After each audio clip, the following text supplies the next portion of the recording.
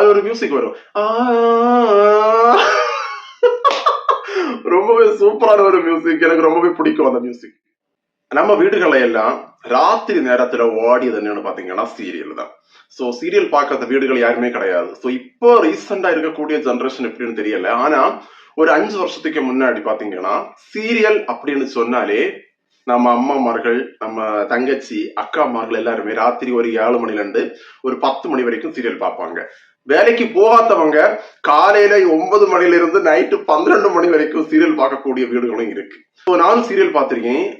நான் வந்து 2015, 16, 17 இந்த பீரியட்ல சீரியல் பார்த்திருக்கேன். அதுல எனக்கு ரொம்பவே பிடிச்ச ஒரு சீரியல் என்னன்னு பாத்தீங்கன்னா பாலிமர் டிவில 3 முடிச்சுன்னு சொல்லக்கூடிய சீரியல். எனக்கு மட்டும் கிடையாது, நிறைய பேருக்கு பிடிச்ச ஒரு சீரியலா இருந்தது. பாலிமர் டிவில எல்லாமே வந்து டப்பிங் சீரியல்ஸ், அதாவது ஹிந்தி சீரியலை டப் பண்ணி நம்ம தமிழ்ல வந்து போடுவாங்க. அதுல முக்கியமா வந்து பாத்தீங்கன்னா உறவே உயிரே, நினைத்தாலே இனிக்கும், உள்ளங்கொள்ளை போகுதடா, மதுபாலா, எக்ஸெட்ரா எக்ஸெட்ரா. இந்த மாதிரி நம்ம நிறைய சீரியல்ஸை வந்து சொல்லலாம்.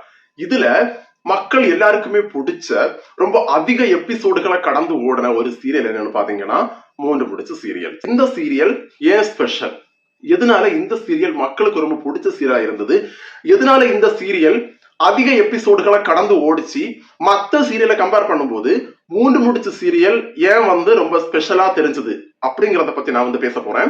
சோ வாங்க நம்ம வீடியோவை ஸ்டார்ட் பண்ணுவோம். அதெல்லாம் ஆரம்பிக்கிறதுக்கு முன்னாடி நீங்க இப்பதான் முதல் தடவை நம்ம சேனலை பாக்குறீங்கன்னா கண்டிப்பா சப்ஸ்கிரைப் பண்ணி வச்சுக்கோங்க.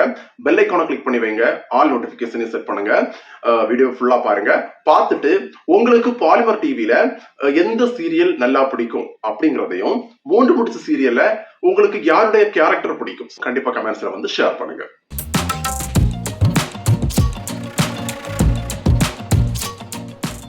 சசுரால் சிமர்கா அப்படின்னு சொல்லக்கூடிய ஒரு ஹிந்தி சீரியலுடைய ஒரு டப்பிங்கா தான் 3 முடிச்ச சீரியல் வருது. சோ இந்த சீரியல் வந்து பாத்தீங்கன்னா கிட்டத்தட்ட ஒரு 5 வருஷத்தை தாண்டி ஓடிச்சு. நான் வந்து பார்த்த வரைக்கும் நான் 2016 பார்க்க தொடங்கினேன். 2016, 17, 18, 19 இந்த பீரியட்ல நான் வந்து அந்த சீரியலை வந்து பாக்குறேன். என் வீட்டுல வந்து ஓடிட்டு இருக்குது. நைட்டு 9:30 மணிக்கு இந்த சீரியல் வந்து ஓடுது. So different type of stories. முதல்ல பார்க்கும்போது வந்து பாத்தீங்கன்னா அந்த வீட்டுல கிட்டத்தட்ட ஒரு 15 பேரு கிட்ட இருக்காங்க. அதுல மெயின் ரோல் வந்து சீமா, ரோஹிணி, பிரேம், சித்தார்த், பெரியத்த. இவங்க 5 பேரையும் மெயினா காட்டுறாங்க. அதுக்கப்புறம் மீதி உள்ளவங்க எல்லாம் வந்து இவங்க பிள்ளைங்க, மருமகள்கள், அப்படிங்கிற மாதிரி ஒரு 15 பேர், கிட்டத்தட்ட 15 பேர் இருப்பாங்க. இதுல ஒரு ஸ்பெஷாலிட்டி என்னன்னா இந்த வீட்டுல இருக்கிறதுல யாரு வில்லியனே சொல்ல முடியாது, யாரு நல்லவங்கன்னு நம்மளால வந்து கண்டுபிடிக்கவே முடியாது. ஏன்னா நல்லவங்களா தான் இருப்பாங்க, திடீர்னு சொல்லிட்டு வில்லியா மாறுவாங்க. அந்த வீட்டுல ஒரு பிரச்சனை வரும், அந்த பிரச்சனைக்கு காரணம் யாருன்னு நமக்கு தெரியாது. அதை கண்டுபிடிக்கிறதுக்கு எல்லாருமே வந்து ரொம்ப ஓடுவாங்க. சீமா ஓடுவாங்க, ரோஹிணி ஓடுவாங்க, சித்தார்த் ஓடுவாரு, பிரேம் ஓடுவாங்க, பெரியத்த ஓடுவாங்க. பெரியத்த வந்து பூஜை பண்ணுவாங்க. ஆனா நமக்கு யாருன்னே கண்டுபிடிக்க முடியாது. ஒரு 2 மாசம் வரைக்கும் ரொம்ப த்ரில்லிங்கா சஸ்பென்ஸா போயிட்டு இருக்கும். அதுக்கப்புறம் தான் தெரியும் இது வந்து இந்த வீட்டுல இருக்கிறவங்க தான் இதுக்கு மெயின் வில்லி அப்படின்னு சொல்லிட்டு நமக்கு தெரியும். சசிங்கிற ஒரு கேரக்டர் வந்தது. அவங்க வந்து கொஞ்ச நாள் வில்லியா காட்டினாங்க. அதுக்கப்புறம் நல்லவங்களா மாறுவாங்க. கொஞ்ச நாள் தாண்டி மறுபடியும் வில்லியா காட்டுவாங்க. ஒரு பிரச்சனை முடியும். அதுக்கப்புறம் இன்னொரு பிரச்சனை எங்கிருந்து வருதுன்னு தெரியாது, ஆனா வந்துடும். எப்படி அது ஒரு பிரச்சனையை கொண்டு வந்து அந்த பிரச்சனையை வந்து ஒரு 3 மாசம் ஓட்டுவாங்க. ஆனா பாக்குற நமக்கு எப்படி தோணும்னா கொஞ்சம் முட்டாள்தனமா தான் தோணும் அதை பாக்குறதுக்கு. ஏன்னா ஒருத்தங்க இறந்து போவாங்க, திரும்ப அவங்க உயிரோட வருவாங்க. அது எப்படின்னே தெரியல. சித்தார்த் வந்து இறந்து போவாரு, கொஞ்ச நாள் தாண்டி வந்து உயிரோட வருவாரு. ரோஹிணி இறந்து போவா, கொஞ்ச நாள் தாண்டி உயிரோட வருவா. அந்த வீட்டுல எல்லாருமே இறந்து போவாங்க, திடீர்னு சொல்லிட்டு உயிரோட வருவாங்க, திடீர்னு காணாம போவாங்க. எப்படின்னு தெரியல. இதுல வந்து பாத்தீங்கன்னா மெயினா ஒவ்வொரு ட்ராக்க கொண்டு வருவாங்க. இப்ப வந்து பாத்தீங்கன்னா பாம்பு, மாயான்னு சொல்லக்கூடிய ட்ராக்க கொண்டு வந்து அது எப்படின்னா ஒரு ஆக்சிடென்ட்ல ரோஹிணியோடைய ஃபேஸ் வந்து மாறி மாயாங்கிற ஒரு கேரக்டர் வருது. பார்த்தா அது பாம்பு. அவங்க வீட்டுல உள்ளவங்களை பழி வாங்குறதுக்காக அந்த பாம்பு உள்ளாடி வருது. அந்த பாம்பை விரட்டுறதுக்காக சீமாவும் ரோஹிணியும் கஷ்டப்படுறாங்க. அது ஒரு 2-3 மாசம் ஓடும். அந்த ட்ராக் முடிஞ்சு அடுத்து வந்து பாத்தீங்கன்னா மோகினின்னு சொல்லக்கூடிய ஒரு சூரியக்காரியுடைய கதை வரும். அதுக்கப்புறம் அது முடிஞ்சதுக்கு அப்புறம் என்னன்னா பாதாள தேவி வரும். அதுக்கப்புறம் என்னன்னு பாத்தீங்கன்னா சந்திரமணின்னு ஒரு கேரக்டர் வரும். அதுக்கப்புறம் பாத்தீங்க அப்படின்னா சூனியக்காரி. இப்படிங்கிற மாதிரி டிஃபரெண்ட் டைப் ஆஃப் ஒரு ட்ராக்க கொண்டு வந்து மக்களை வந்து போர் அடிக்காமலே கொண்டு போவாங்க. இதுல ஒரு பெரிய ட்விஸ்ட் என்னன்னு பாத்தீங்கன்னா ஒரு கட்டத்துக்கு அப்புறம் சீமானு செல்லக்கூடிய ஒரு கேரக்டர் வந்து ஈச்சியா மாறும். ஐ திங்க் ஈயா மாறி அந்த வீட்டுக்குள்ளாடி இருக்கிறது. சோ அப்படிங்கிற மாதிரி பாக்குற நமக்கு ரொம்பவே ஒரு போர் அடிக்காம, மக்களை வந்து போர் அடிக்காம கொண்டு போன சீரியல் மூன்று முடிச்ச சீரியல். அதுக்கப்புறம் சைத்தான் அப்படின்னு சொல்லக்கூடிய ஒரு கேரக்டரை கொண்டு வருவாங்க. சைத்தான் அப்படின்னு சொல்லக்கூடிய ஒரு கேரக்டர் வருது. அந்த கேரக்டர் வந்ததுக்கு அப்புறம் ரோகிணி வந்து இறந்து போறாங்க. சோ ரோகிணி இறந்து போறாங்க, சித்தார்த் வந்து காணாம போறாங்க.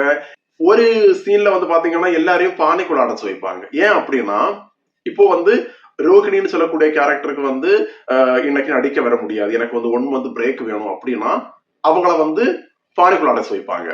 சித்தார்த் வந்து எனக்கு இந்த ஒன் மந்த் வந்து வர முடியாது, எனக்கு வேற ஒரு பிலிம்ல கமிட்மெண்ட் இருக்கு அப்படின்னு சொன்னா அவரை வந்து கொன்னுருவாங்க. கொன்னுட்டு ஒன் மந்த் தாண்டி அந்த கதைக்கு ஏத்த மாதிரி மாத்தி கொண்டு வந்துருவாங்க. அவரை வந்து மறுபடியும் உயிரோட கொண்டு வருவாங்க. சோ எப்படின்னு தெரியல, அந்த டைரக்டரோட டேலண்ட் நம்ம வந்து பாராட்டணும். ஏன்னா ஒரு கேரக்டர் வந்து இல்ல அப்படின்னா அந்த கேரக்டர் இல்லாமலேயே அந்த கதையை வந்து சூப்பரா மூவ் பண்ணி கொண்டு போறது மூன்று முடிச்சு சீரியல்ல தான் நடக்கும். கொஞ்ச நாள் தாண்டதுக்கு அப்புறம் அந்த சீரியல் என்ன ஆச்சுன்னு பாத்தீங்கன்னா, சீமாவுக்கு குழந்தை பிறக்குது, ஒரு பையன் பிறக்குறாங்க. அதுக்கப்புறம் வந்து அஞ்சலி சொல்லக்கூடிய ஒரு பொண்ணு இருக்கா. சோ இவங்க எல்லாம் வளர்ந்து இவங்களுடைய மேரேஜ், அதுக்கப்புறம் சீமா வந்து மாறுறாங்க. சோ அப்படிங்கிற மாதிரி பல எபிசோடுகளை கடந்து மக்களுடைய மனசுக்கு பிடிச்ச ஒரு சீரியலா மூன்று முடிச்ச சீரியல் வந்து இருந்தது. அந்த சீரியல்ல எல்லா ரசங்களும் இருக்கும். எப்பளாவது ஒன் டைம் ஒரு காமெடி வரும். ஒரு பிரச்சனை முடிஞ்ச உடனே ஒரு ஃபங்க்ஷனை வந்து ஸ்டார்ட் பண்ணுவாங்க. ஸோ அந்த ஃபங்க்ஷனோட தொட்டு தான் அடுத்த பிரச்சனை வந்து ஸ்டார்ட் ஆகும். அதுக்கப்புறம் வந்து லவ் இருக்கும், அதுக்கப்புறம் வந்து சென்டிமெண்ட் இருக்கும், அதுக்கப்புறம் வந்து இந்த கொலை பண்றது எல்லாமே இருக்கும். ஒரு விஷயத்த வந்து முடிக்கணும், அதாவது இந்த பிரச்சனையை முடிக்கிறதுக்காக அந்த சீமா ரோஹிணி அந்த ஃபேமிலியே மொத்தமா சேர்ந்து பண்ணக்கூடிய விஷயங்கள் எல்லாமே பார்க்கறதுக்கு ரொம்பவே இன்ட்ரெஸ்டிங்கா இருக்கும். எப்பதான் இந்த பிரச்சனை முடியும், அடுத்த பிரச்சனை எப்பதான் ஸ்டார்ட் ஆகும் அப்படிங்கிற மாதிரி ஆடியன்ஸை வந்து எப்பவுமே வந்து ஒரு எக்ஸ்பெக்டேஷன்லயே வந்து வச்சிருப்பாங்க.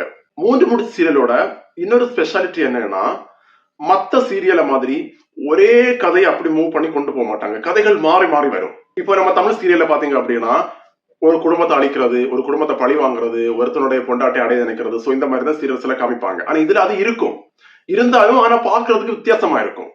ஒரே ஸ்டோரி இருக்காது, ஸ்டோரி மாறி மாறி வரும், கதைகள் மாறும். 2 மாசம் ஒரு ஸ்டோரினா அடுத்த 2 மாசம் வேற ஸ்டோரி, அடுத்த 2 மாசம் வேற ட்ராக் வரும். சோ பாக்குறதுக்கு ரொம்ப நல்லா இருக்கும். அதுக்கப்புறம் டைட்டில் கார்டு. சோ அந்த டைட்டில் கார்டு பாத்தீங்கன்னா வேற லெவல்ல காட்டியிருப்பாங்க. ஒவ்வொரு டைட்டில் கார்டும் ஒவ்வொரு ட்ராக்கு ஏத்த மாதிரி டைட்டில் கார்டு மாறும். அது ஒரு மியூசிக் வரும். ரொம்பவே சூப்பரான ஒரு மியூசிக், எனக்கு ரொம்பவே பிடிக்கும் அந்த மியூசிக். ஒரு பிரச்சனை ஸ்டார்ட் ஆகும்போது இந்த பிரச்சனைக்கு காரணம் யாரா இருக்கும், வீட்டுல உள்ளவங்களா இருக்குமோ, யாரா இருக்கும்னு சொல்லிட்டு பார்க்கக்கூடிய ஆடியன்ஸ் எப்பவுமே ஒரு சஸ்பென்ஸ் ஆகவே இந்த சீரியல் வந்து வச்சிருந்தது. போர் அடிக்காது, சலிக்காது. எப்படா இந்த சீரியல் வரும் வரும் வரும், அடுத்து என்ன பிரச்சனை வரும் அப்படிங்கிற மாதிரி மக்கள் எல்லாருமே ரொம்ப விருப்பப்பட்டு பார்த்த, டிஆர்பியில ஒரு ஹை லெவல்ல இருந்த சீரியல் தான் இந்த மூன்று முடிச்ச சீரியல். சோ இந்த மூன்று முடிச்ச சீரியல் உங்களுக்கு எந்த அளவுக்கு பிடிக்கும்னு கண்டிப்பா நீங்க சொல்லுங்க. சோ இந்த மூன்று முடிச்ச சீரியல்ல உங்களுக்கு பிடிச்ச கேரக்டர் யாருன்னு சொல்லுங்க. சோ எனக்கு பிடிச்ச கேரக்டர் வந்து ரோஹிணி தான். எனக்கு ரோஹிணி ரொம்ப பிடிக்கும். அதாவது அவிகா கோர், அவங்க நேம் வந்து அவிகா கோர், அவங்கள பிடிக்கும். ஒவ்வொரு ட்ராக் வரும்போது மாயா, மோகினி, சந்திரமணி அப்படிங்கிற மாதிரி ஒவ்வொரு கேரக்டரை காட்டும் போது பார்க்கக்கூடிய நமக்கும் வந்து போர் அடிக்காம ரொம்பவே நல்லா இருந்தது. ஓவரால் மூன்று முடிச்ச சீரியலுக்கு 10க்கு எவ்வளவு மார்க்? உங்க கருத்துக்களை கண்டிப்பா கமெண்ட்ஸ்ல வந்து ஷேர் பண்ணுங்க. இந்த வீடியோவை இதோட முடிக்கிறேன். இன்னொரு சூப்பரான வீடியோல மறுபடியும் உங்களை மீட் பண்றேன். பாய்.